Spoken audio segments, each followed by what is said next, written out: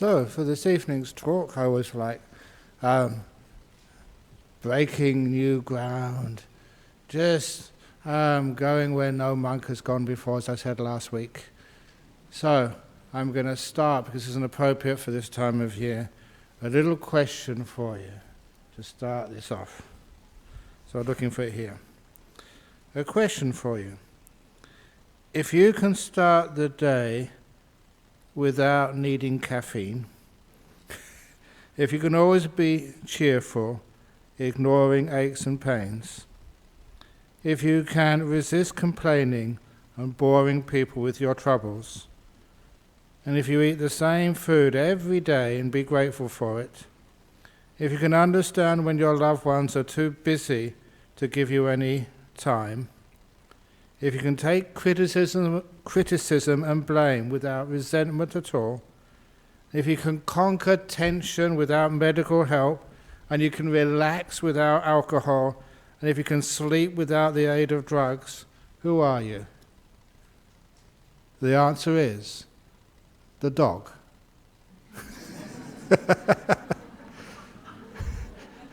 And I will read it again. It's true. Listen to it again. If you can start the day without needing caffeine, dogs don't take caffeine. They don't need it. You can always be cheerful, ignoring aches and pains. Have you ever seen a dog complain?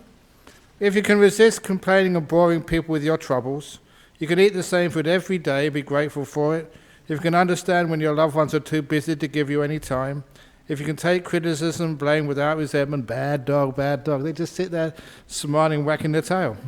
Really wise. If you can conquer tension without medical help, if you can relax without alcohol, and you can sleep without the aid of drugs, a dog. Okay. One of my ex-girlfriends, her dog is on value. Oh, what is this world come to? What is this world coming to? When I was a young monk, I never saw any dogs on value. Goodness gracious me. But anyway, most dogs, except for the president's friend's dog. There's always exceptions which prove the rule. But the reason is, the talk today was just the thought of at the last moment, because this is the year of dogs, this is Buddhism and dogs. I've given this talks before, like in Buddhism and bananas before, and it's very amazing wise. You can find that online, Buddhism and coffins, which is really amazing. And just a little plug for Judy, because I was asking about the arrangements. Judy Rushforth, who many of you, if you saw her, coming here and meditating, go to retreats, very helpful.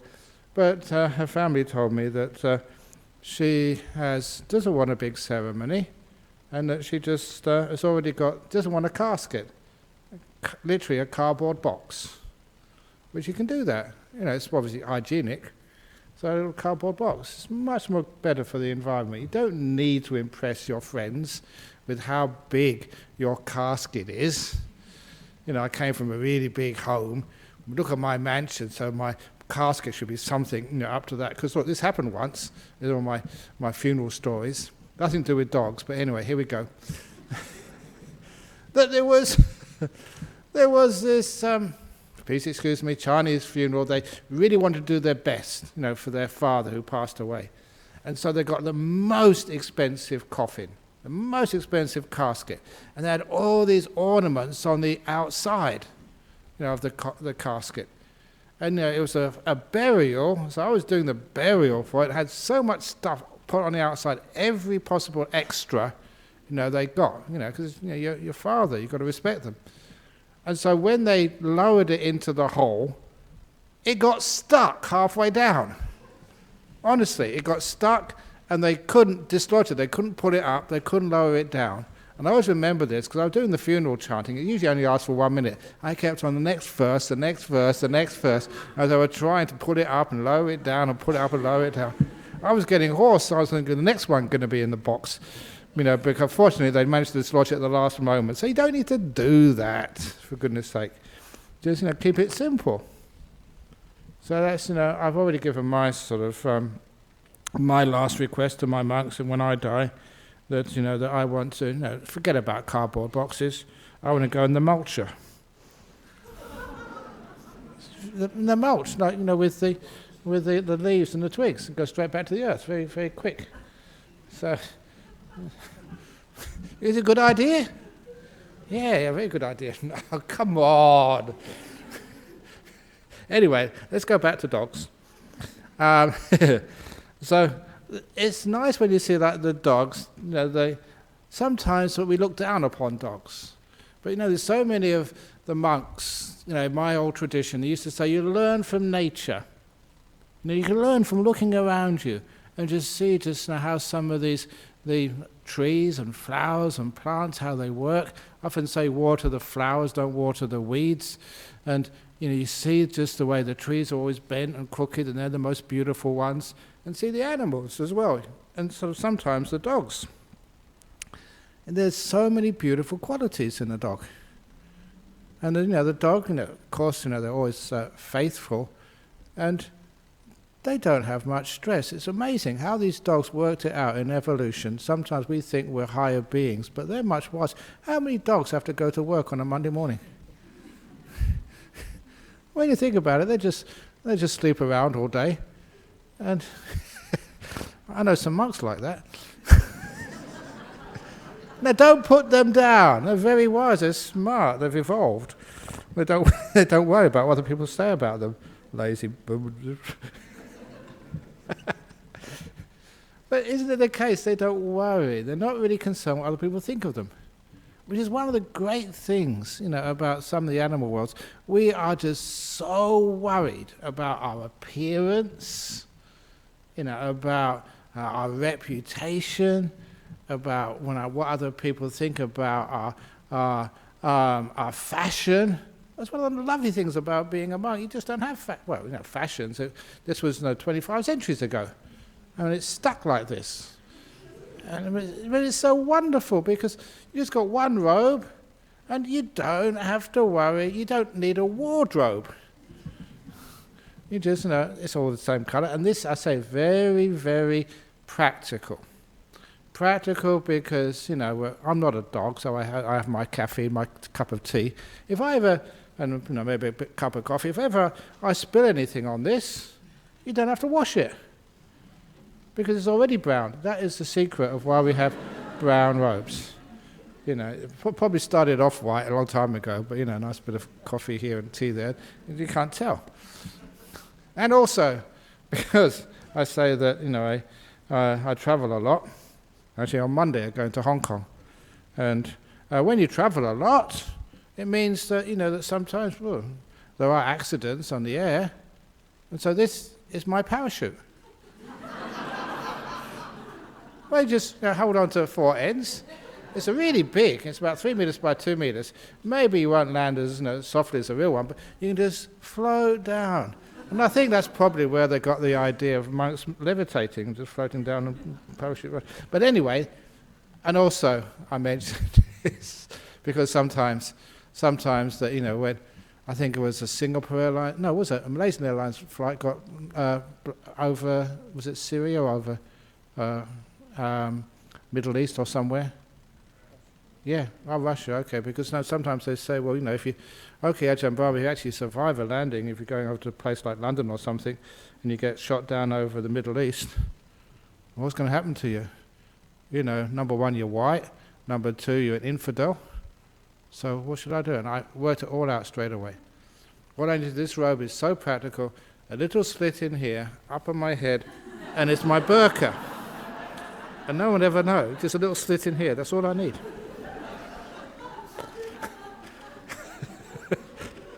So that's why it's very, very helpful. And anyway, and it's also my, when you sort of, I mentioned this to somebody just the other day that, they were doing a little interview about, how Bodhinyana started the monastery down at Serpentine, and it was true. The very first night, Went there, we did some chanting, but first night down, I couldn't find where I was supposed to be sleeping. Wandered around, and my flashlight just lost all its energy, so it was really dark, and so no place to go, just under a tree. So I slept there, and this was my little blanket. Didn't work very much, but it was the best I had. So we use this as my bed sheet as well. So it's so practical. And of course, I think I told that last week about it's so practical that that when I got that invitation to the state dinner at Parliament House with Queen Elizabeth II. Ooh, that was a very high-class invitation. And I was busy, but when I told people that this is such a great invitation for the Buddhist Society, to state parliament in Canberra, not state, sorry, federal parliament, in the grand hall of Parliament House for a dinner with Her Majesty Queen Elizabeth II. I thought, wow. And when I looked at the invitation card, there was a problem. That's right, you got it, dress code. Well, I mean, it's not like, going to McDonald's or something, just having a bit of, even going to Bodhinyana Monastery or Gijigana, very rarely see a dress code down there. But anyway, they came, and I looked at the invitation. 3 choices. The first one was black tie. Now look, I was a monk, okay, and out of circulation for such a long time, I didn't know what black tie meant. I thought, that's what it said, black tie. Just go there with a black tie, no shirt, no trousers. But that's what it said. And they told me, no, you get arrested if you do things like that. A black tie is code. They say these things, it means much more than that. So black tie meant, the shirt, the jacket, the suit, the whole works. We haven't got a suit in monastery. And certainly we haven't got even a tie, let alone anything else like that. So I couldn't go. So choice number 2. You know what choice number 2 was? Military uniform. We're monks, we're pacifists. You can't go in a military uniform as a monk. Oh, crikey, what should I get next? So anyway, I looked at choice number 3. Yes, I could go. Choice number 3 was long dress. So this robe is really helpful. You can go out a long dress. That was really good fun when I went there. There's all these other sort of people in their suits.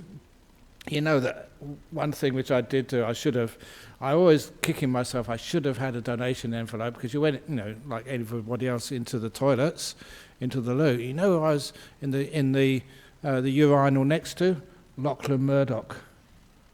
Oh yeah, and I was in the toilet and I didn't have a donation envelope to give to. All our financial worries could have been solved in the space of one urinal meeting. It's amazing who you meet these days. But anyway, this was, I shouldn't go any further on that direction. But anyway, so I stopped at the security. Are you supposed to be here, sir? And I flashed my card, so I got in, so that was good. So anyway, so it's nice and simple, when you learn from this life. But for dogs, it's sometimes we look down upon dogs in some traditions, because in some traditions, we say that we call a person a dirty dog, or and this was one of Ajahn Chah's stories, because when I first went to the northeast Thailand, it was 1974 when I became a monk, and there was still the Vietnam War was still happening, and there was a big United States Air Force base close to U Bon, where Ajahn Chah's monastery was. And so they were told the story. There was an African American soldier who was in one of the old cycle rickshaws, going from the base into town. Don't know what he was going to do. And the driver was cycling along, and he passed like a roadside, it was like a bar, where some of his mates were drinking, cheap whiskey and getting more and more sozzled. And when you take alcohol, you always, you just lose, your common sense and many other things as well. And so they looked at their friend driving this African American soldier into town, and they were really racist. And because they were drunk, they said, "Where are you taking that dirty dog to?" Pointing at the African American. And this was a soldier. He was a big guy. He could just do a lot of damage to those drunken little Thai people. And so the driver was very, very scared. He looked around. This soldier was just looking around, smiling. He obviously could not understand the local language. So they said, "Look how dirty he is. We're going to take him into town and throw him in the river for a nice wash." Ha ha ha ha ha. And the soldier was just looking around, smiling. They thought they had a joke at his expense. But when they got into town, the driver got out of the rickshaw and started walking away. And the driver shouted out, "Hey sir, you've got to pay me first." And this African American soldier turned around and said in perfect Thai, "Dogs don't have money." That's the way to deal with abuse. You can always turn it around on the other person if you don't react. The problem is with us, somebody abuses us, calling us names, we react and we make it worse. There's always something you can do to actually to turn the tables in your favor. So, because of that, that's actually, I thought, that's what great insight is. And when you can actually, people don't do the right thing, and you can use your wisdom. Like, I remember this person. I can say this because it wasn't our local council. I always got to be careful because we always need permission for this and permission for that. But there was one of the friends over here. He had a vehicle workshop, mending people's cars in one of the suburbs of Perth, but not city of Stirling, because I've got to be kind to city of Stirling, because just in case we need something for something or other. But anyway, he got to work on a Monday morning, and there was a car illegally parked across his driveway. And he said, "I can't even get my own car into the workshop, let alone get any people, any business cars coming in or the fixed cars coming out." So he rang up the local council, a ranger came and they stuck a sticker on the car. Reported. He said, "Is that all you're going to do?" He said, "Yeah, that's the law. We have to keep the sticker on. After 7 days, then we can take it away." After 7 days? I've got my business. You mean I can't do any business? Well, it's a law, sir. I'm sorry, nothing we can do about it. So this was a very smart person. Always think outside the box. Don't get angry. Just be wise. So what this guy did, he got his car. He couldn't get into his workshop anyway. He went to the local Shire Council offices and parked his car across the driveway of the car park. At which point they said, "Come, you can't you can't park your car there. It's illegal. The councillors can't come in and out. Not even the mayor can't come out." And this guy said, "Put a sticker on it, and I'll move it in 7 days." And of course, both cars were moved pretty quickly after that. So I thought that was actually pretty neat. Anyway, maybe I get in trouble for that. So don't you try that. Anyway, about the dogs. So this is what Ajahn Chaka's, in some cultures, they say, if you call a person a dog, that's really, really sort of an offensive thing to do. So what Ajahn Chah used to teach me, because I remember this happened only last week, I think, somebody said that at school the kid was being bullied and they kept calling him a dog. So what happens if they call you a dog? And the Ajahn Chah used to teach us, if someone calls you a dog, you've got to look at your bottom. See if you've got a tail. If you haven't got a tail, you're not a dog. End of problem.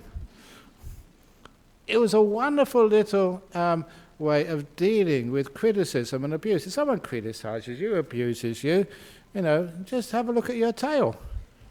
See if you're a dog. You haven't got a tail, you're not a dog. End of problem. So, instead of getting angry back, it means you say to the person, sorry sir, you got it wrong. I'm not a dog.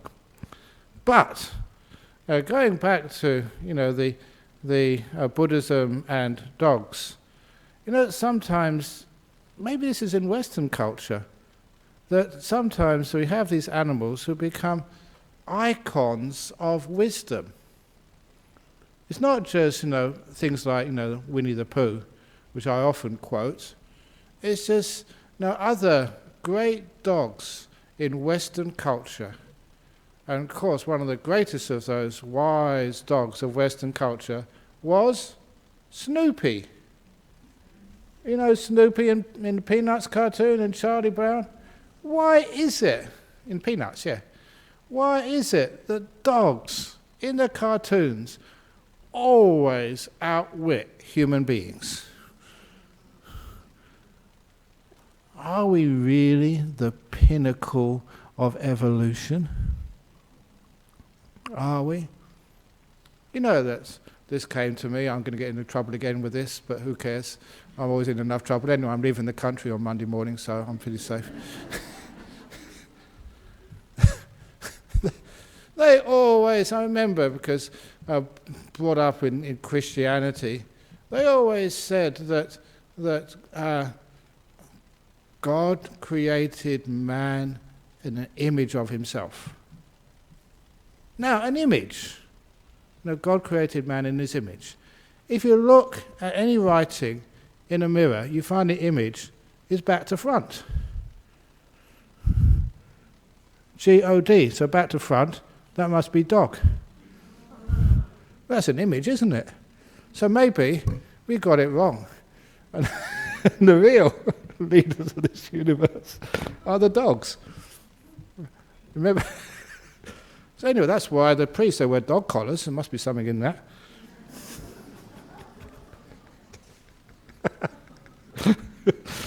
Have a think about it. This is breaking new ground, seeing things in a different way.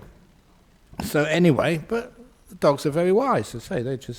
But there's something about, the dog we can learn. It's just, just the unconditional love they have for the people who look after you.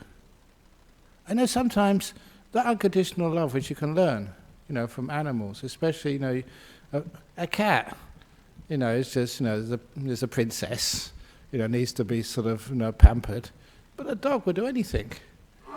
And that's something which is really quite impressive. And there's all these wonderful cases, the dogs who, stay by their person, and sometimes even wake them up in the middle of the night. Remember these stories, there's a fire, and the dog will wake you up to make sure that you escape. The dog is sometimes incredibly wise, and sometimes we do, I reckon, just underestimate, the wisdom, of dogs, especially the kindness, the unconditional kindness, of a dog. And somebody asked me, because it does happen, that the dogs get very sick. And I remember this story because this was actually told to me by Judy, who's do a ceremony for on Sunday. She was the one I often quote that she had a little dog, and had cancer. Dogs have cancer as well.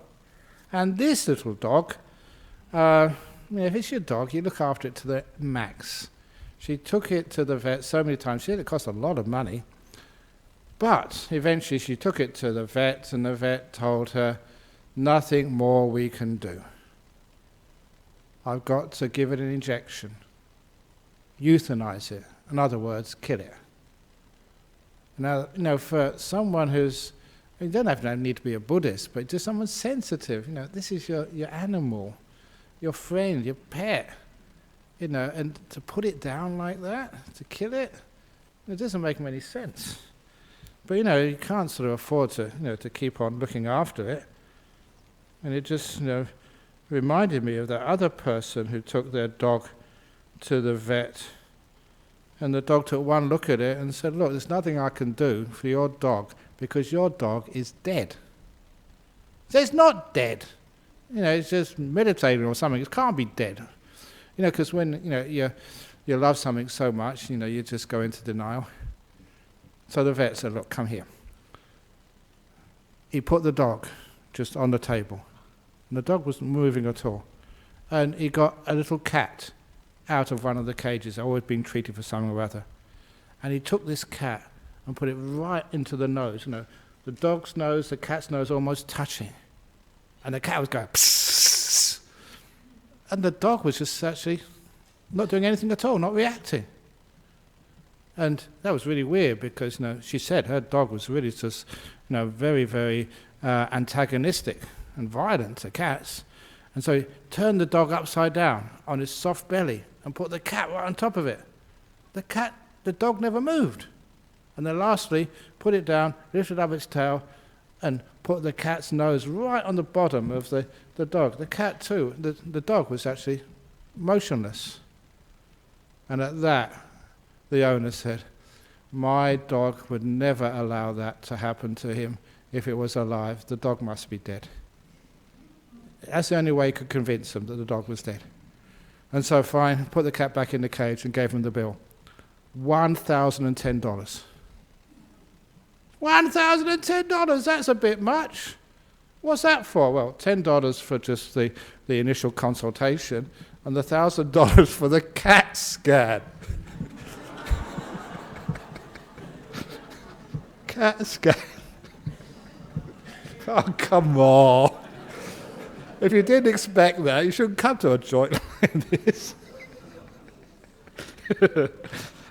Anyway, let's go. So back to poor Judy. So her dog was alive, but, was dying. So can we euthanize it? What would you do? You love this cat. What should I do? So what she did, she remembered something which I said to her, because, Buddhists aren't supposed to kill animals. So we're in a moral dilemma. Should we break one precept and just keep and kill the animal, or should we just let the animal suffer? Compassion or precepts, which one should we do? And of course, you can always, there's a way of keeping it both, always win-win. So I told her before, and this is what she did. She took the cat. Can I have 5 minutes? Sorry, can I have 5 minutes with my little pet dog? And so, of course you can.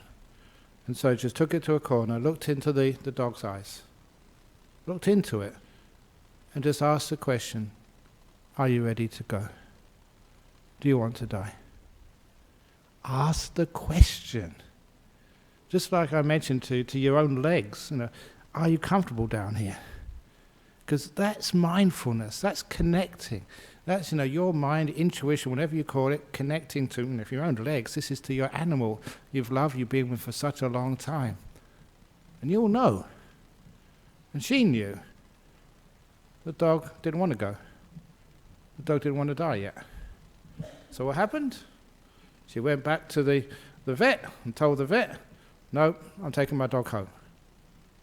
And the vet really exploded at her, scolded her.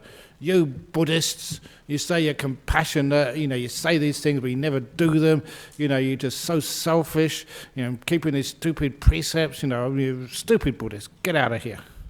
You very upset at her. But then what happened was 6 months later, she brought the dog back to the vet. It made a full recovery and lived many more years. And of course the vet had a quick look at it, the same dog, and said, wow, you Buddhists are so wise. So compassionate. But because of that, I've said that so many times. I even remember giving that at a group of lawyers in UWA, and about 2 of them put their hand up, yeah, I heard you say that a year or 2 ago. I practice that, it works. And it does. Don't underestimate, an animal, even like your dog.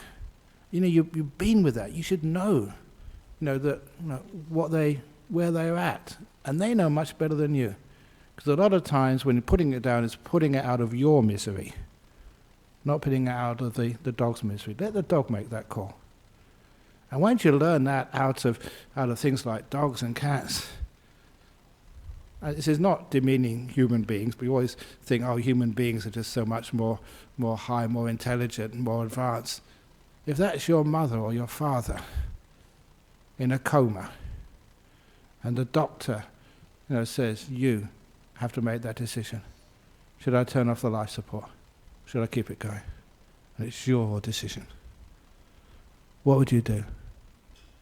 Or rather, how do you make that decision? How you make that decision is, again, you ask your father, but they're in a coma. Doesn't matter, you can still make that connection. Are you still there? Or are you gone? A lot of times that a person, their body may be just still going on ventilators and stuff, but you should know whether they're still there. Their stream of consciousness and mind, whether that is still in there. And it's not that hard to know. And you'll be able to tell straight away. If they say, no, nothing there, then turning off the life support systems is not killing. They're already gone, they're dead. So it's a wonderful way, which is incredibly practical. I've done that many, many times, and it works. So this is actually what we can learn from animals. They know what to do. But if they do pass away, because people ask that question, kids ask that question, when a dog dies, what happens? Do dogs get reincarnated? Do dogs go to heaven with the good cats as well, chasing each other around? It's not much fun for the cats. So, what happens? And I don't know if this lady's here, but it was one of the ladies who used to come to Nolamara some years ago. She told me this amazing story of a ghost dog. Now, some people say, oh, come on, ghosts. Ajahn Brahm, you just believe in aliens and goodness knows what else. But, I was a theoretical physicist. And I keep on mentioning one of my best friends who came to our conference, Bernard Carr, student of Stephen Hawking's. We used to go hunting ghosts together. They exist. So this is not being somebody who's just a crackpot. I tell crackpot jokes, but this is not a joke. So anyway, this particular ghost. Actually, let's go back a bit. This woman, I think she had a partner who passed away, lived by herself with her dog. And they were so close together. Every morning they'd go for a walk and they'd go up to in the forest. Play around, have a good fun, come back again, I think in the evening as well, twice a day, just having a sort of taking the dog for a walk. What often happens is, the dog takes you for a walk. And anyway, there they were. And one day when she came back from the walk, she'd lost a fingering. And she lost a fingering. She went back, with the dog. It was a stupid thing to do, because in a forest, how can you find something like a fingering? And amongst all those leaves and twigs all over the place. But she gave it a try, couldn't find it at all. It was lost. She knew roughly where it was lost, but couldn't find it at all. So she gave up on trying to find her fingering. A few days later, she forgot all about her fingering because her dog died. And so the dog died. I don't know what she did with it. But anyway, she came and told me, here in this temple here, she said a weird thing happened. For days afterwards, she could hear the dog barking in her house. And she knew that was the sound of her dog.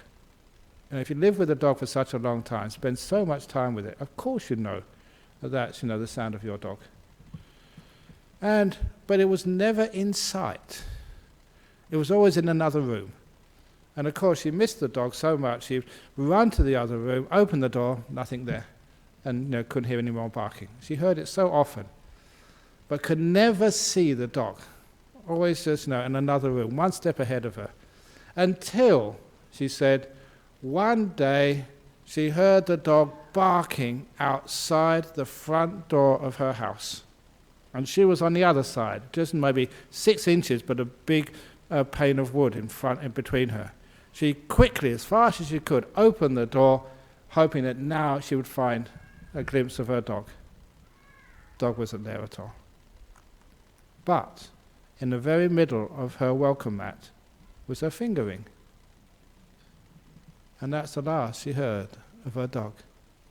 The dog had done one last thing, find the finger ring for the person who loved her so much.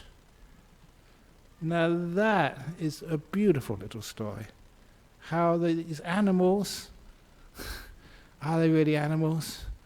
Are we going to say they're just way ahead of human beings, or human beings way ahead of what?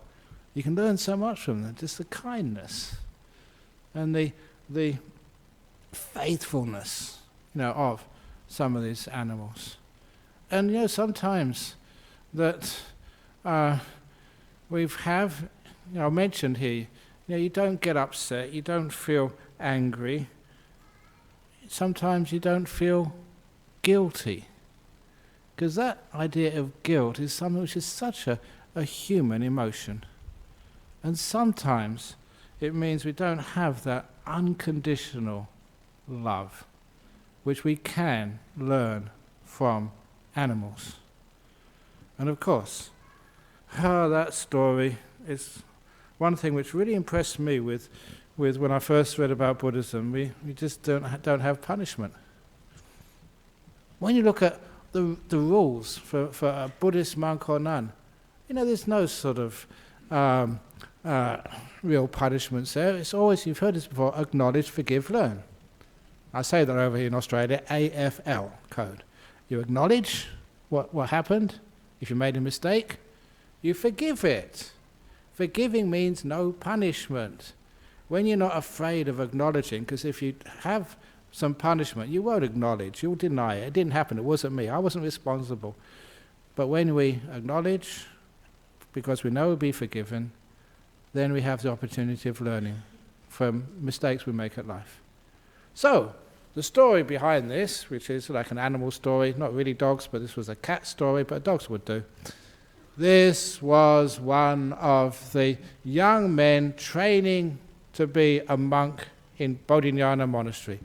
Now, remember, those of you who visit, and sometimes you see some of the men in white and ladies in white. That's Robin who's going to ordain tomorrow. She's been an anagarika. How long is it? 1 year, 2 years?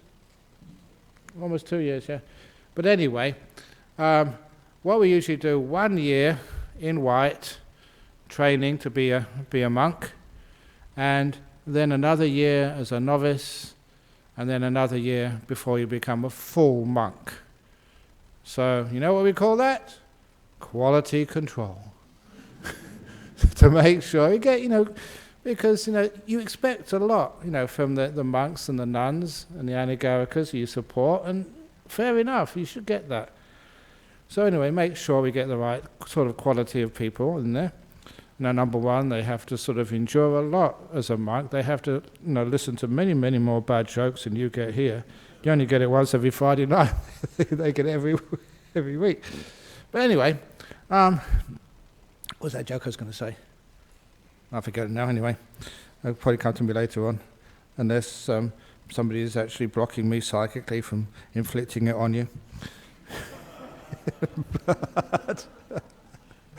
Anyway, this poor gentleman, one of our rules, we're not supposed to eat after noon at night time.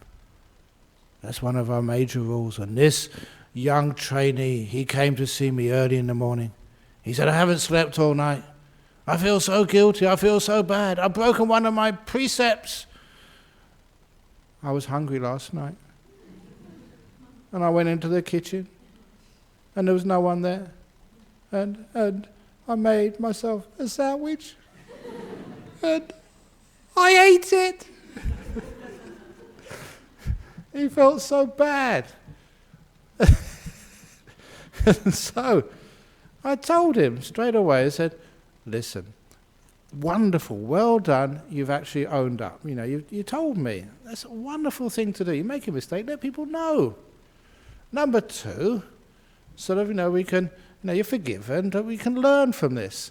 There's so many other allowables. And you wouldn't believe the sorts of things we can eat in the afternoon. Like chocolate. And you can have honey, you can have fruit juice. What else can you have? Heaps of stuff. And anyway, so have some of those stuff. If you feel really hungry in the afternoon, have that stuff. And also eat more for lunch. I said, okay. And so it's a good idea. So you won't feel hungry, so you don't have to break your precepts. So a lot of the time we don't just say, don't break precepts. And there's a reason for it. Why? Why does this happen? And just find the cause, and then look at the cause, and then the problem's usually over. So, for him, he said, okay, that's a good idea. And I said, okay, you can go now. He said, what? You mean there's no punishment? You're not going to sort of make me clean the toilets or do extra work? I said, of course there's no punishment. We don't do punishment. That's what I really loved about Buddhism. No punishment. I said, well, if you don't punish me, he said, I'll probably do the same again tonight. Some people are like that. You've got to sort of, have some sort of penance, to have some deterrent. Otherwise, they think they're going to keep on doing bad stuff. So he wanted some deterrent. So he wanted a punishment. And so I had to really think on the spot, well, how can you punish guys in Buddhist monastery? And it just came to me because, I was reading about the history of Australia and what they used to do to people who broke the law, over 200 years ago. They would be flogged with this brutal cat of nine tails. I'd just been reading about that. And so I looked at him and said, well, if you want an Australian punishment, a traditional one, I'm going to sentence you to 50 strokes of the cat. And this fellow, he didn't have any understanding of what Buddhism was. His face went white, even whiter than the clothes he was wearing. And his lips started to quiver, as people do when they're really afraid. And he really thought that he was going to be whipped. Until I told him what 50 strokes of the cat means in a Buddhist monastery. At that time we had 2 cats. Find one of them, they'll be very compliant and stroke it. 1, that's 1 stroke. 2 strokes. 3 strokes. Learn some compassion and kindness. Because that was the thing he was missing more than anything else. So to this day, the punishment for doing bad things is actually either 50 strokes of the cat, if you can find the cat these days. We don't have any dogs, but we do have many teddy bears. So find a teddy bear and give that 50 strokes. Same. In other words, there's some kindness. So you don't need, and that's something which you can learn from a pet. Pet therapy.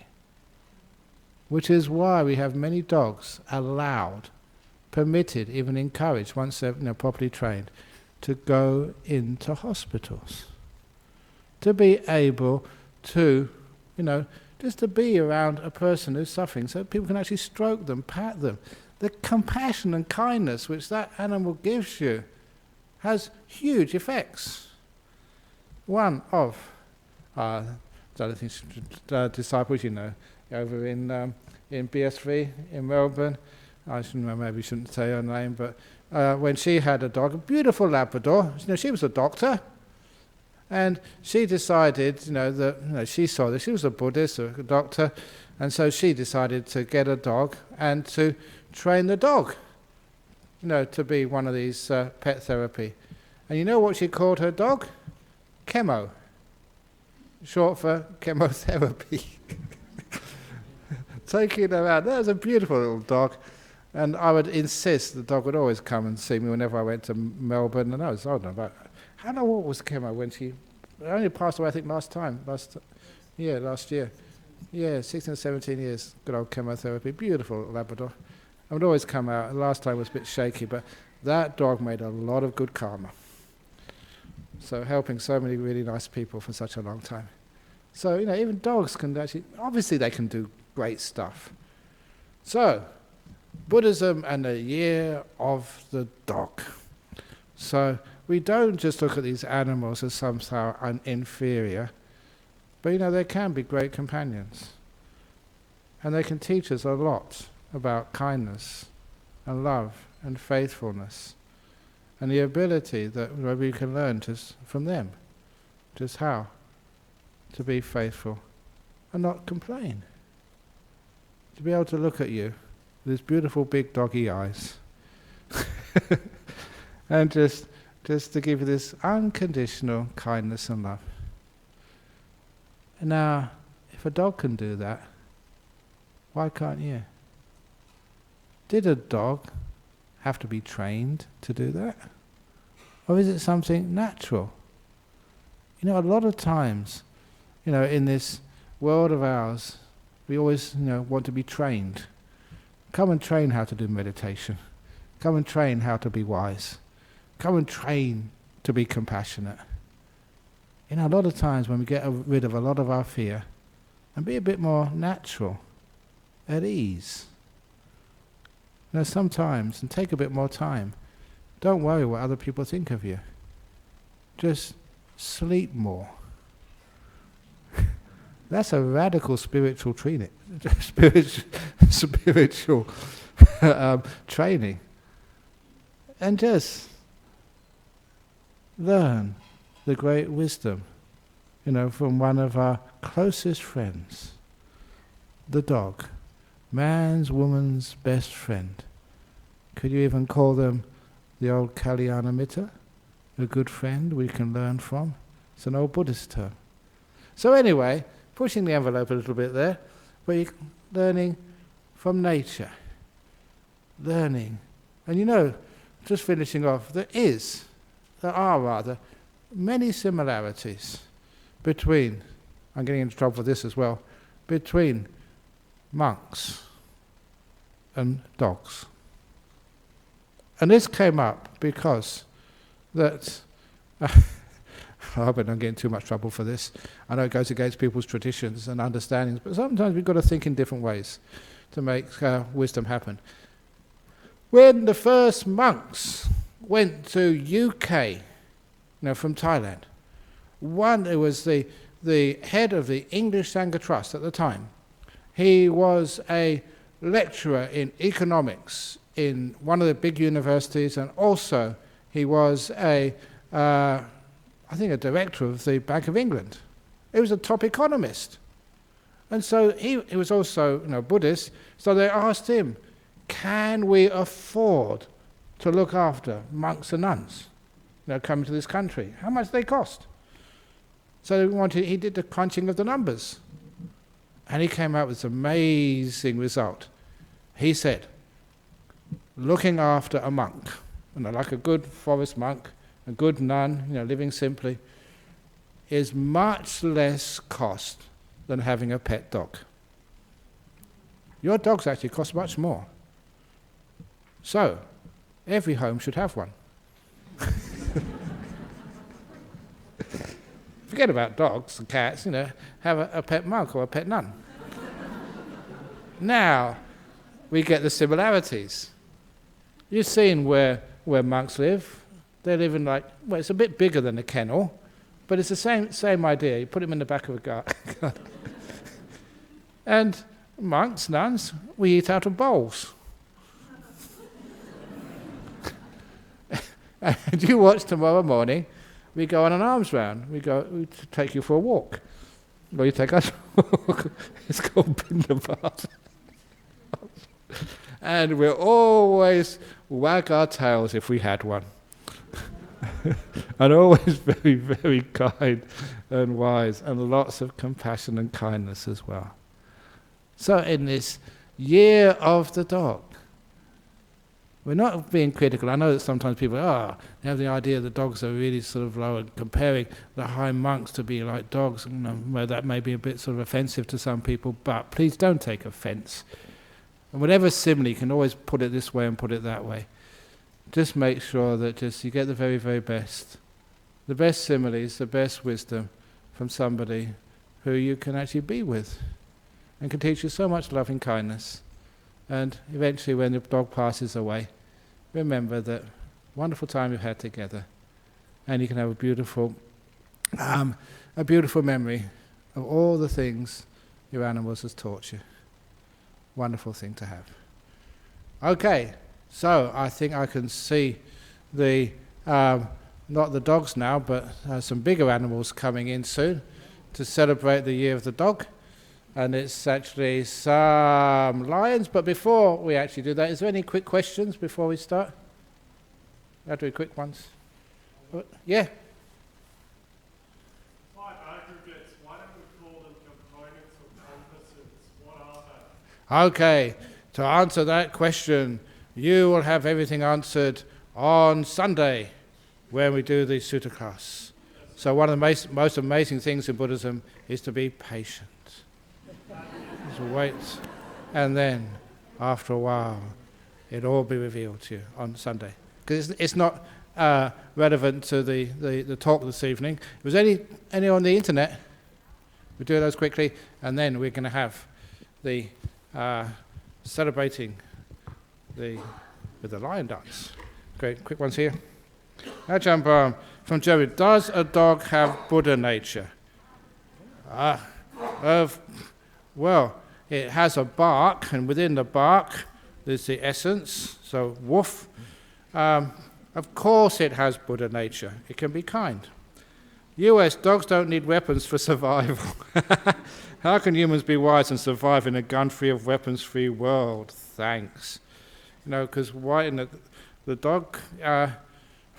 sometimes if you have a dog... okay, no, that joke doesn't work.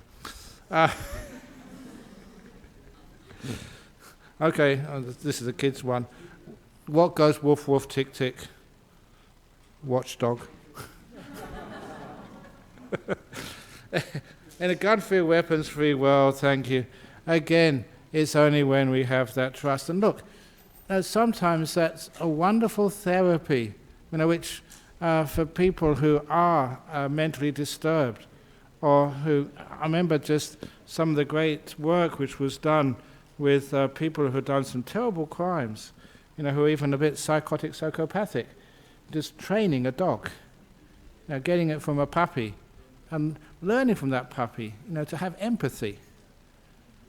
Empathy can be learned. It's not something in your brain which is missing. That's my understanding of it.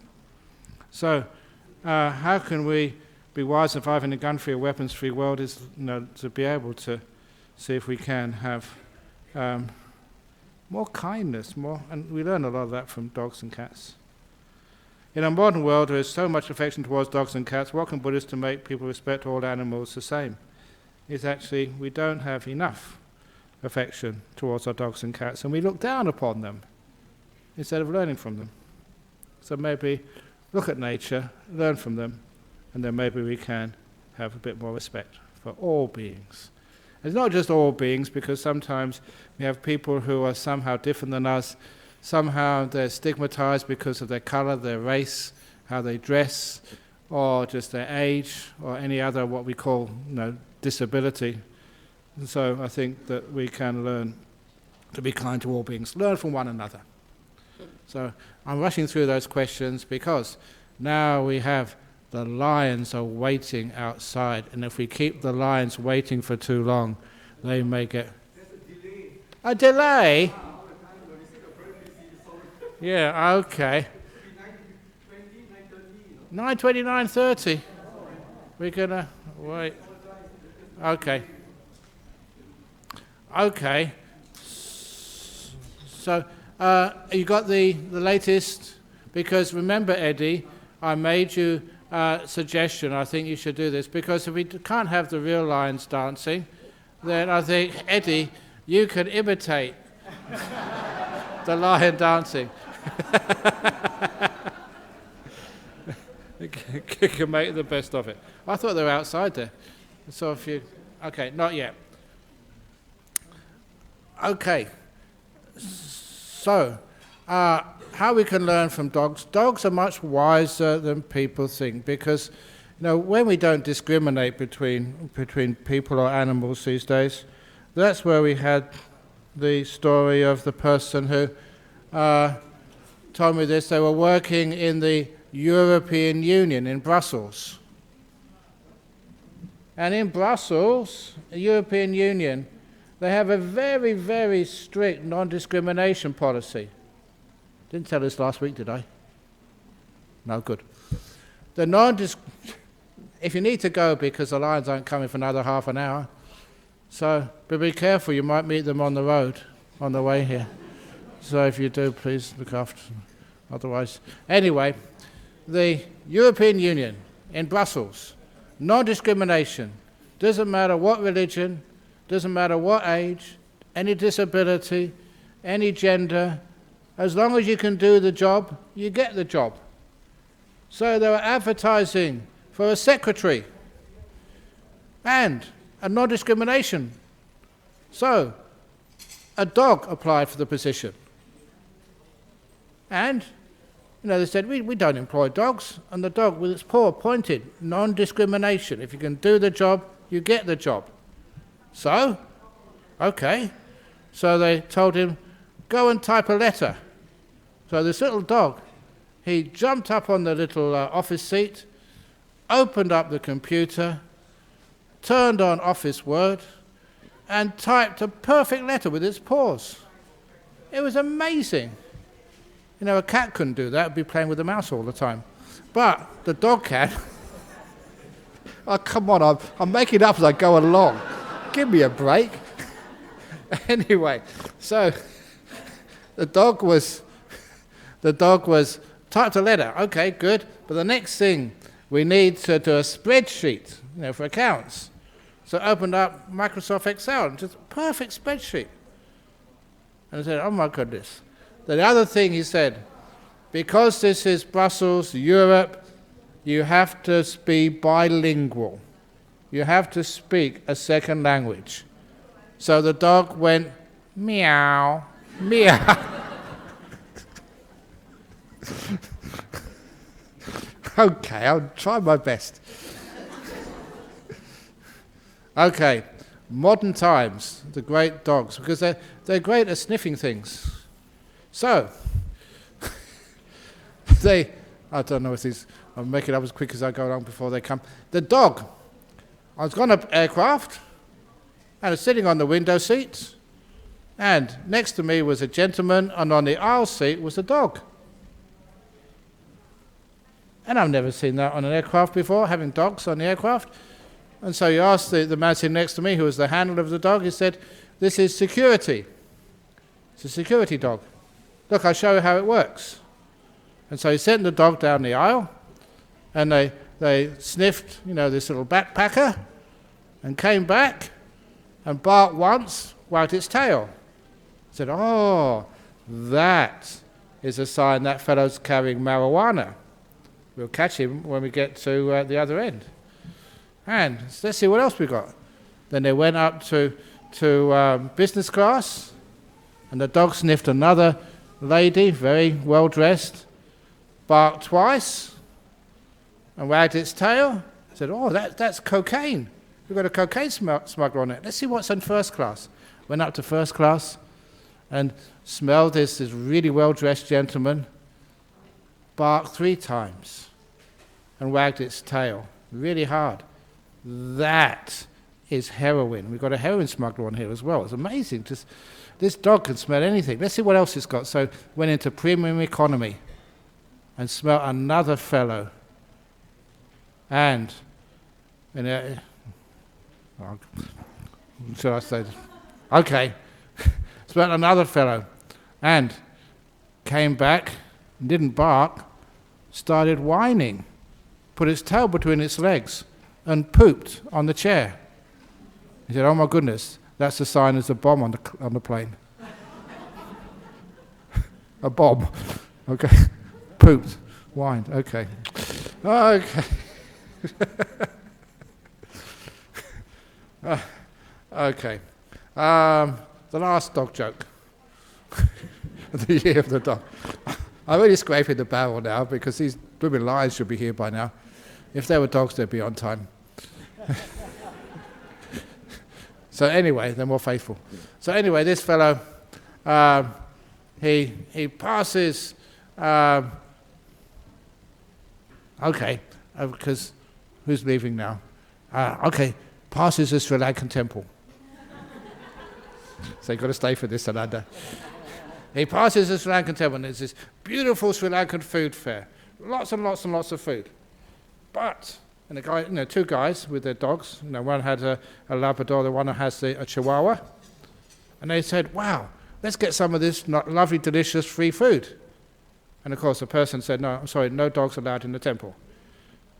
And the guy with the Labrador says, this is my guide dog. I'm blind. So, oh, okay, you can go in. So he went in there and had a beautiful, delicious food. And then the other guy said, oh, I'm going to try this with his Chihuahua. And he said, you can't go in, no dogs. He said, well, it's my guide dog, I'm blind. Oh, come off it. It's a Chihuahua. He said, my goodness, and they gave me a Chihuahua? You couldn't see it. Okay. Okay. Pocket dog. Okay. Any more dog jokes? A cup of tea. A cup of tea, that's a good idea. Well, there's not going to be many people left for the lions. So it might feed me to the lions after this one. So anyway, but be careful if you do have a dog. There's those two fellows who are saying, a dog is actually a good companion in life. And he said, oh yeah, I think I'm getting a nice Labrador. He said, don't. Any dog, but don't ever get a Labrador. He says, why is that? Because haven't you noticed people who get Labradors go blind? Okay. Getting big trouble for that. Okay, look, I think that's probably enough, because I'm running out of Labrador jokes, and many of you are running out too. So anyway, we'll do what we can to see if we get any the lions in. So we do. It's not my fault. So please don't blame the establishment. So anyway, we can do now just pay respects to Buddha, Dhamma and Sangha, and then if we need to disappear, we can. And have a cup of tea if you wish. If some of you can stay for especially if you've got the kids, because the kids really look forward to the lions. Okay, here we go. So, yeah, we'll just, no, not sadhu, woof woof. Three woofs. Okay, now let's just bow 3 times to Buddha, Dhamma, Sangha first. Oh, we'll get in trouble to be disrespectful.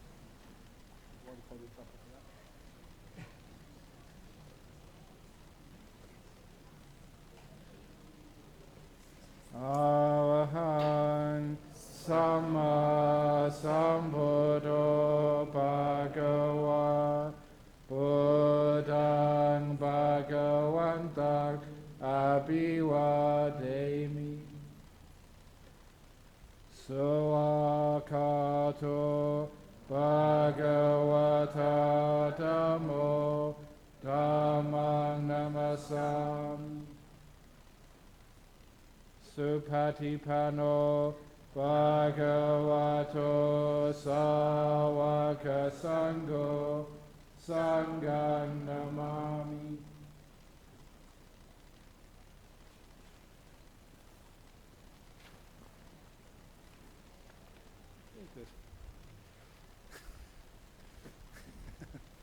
I tried my best. We're now above and beyond. Beyond my best.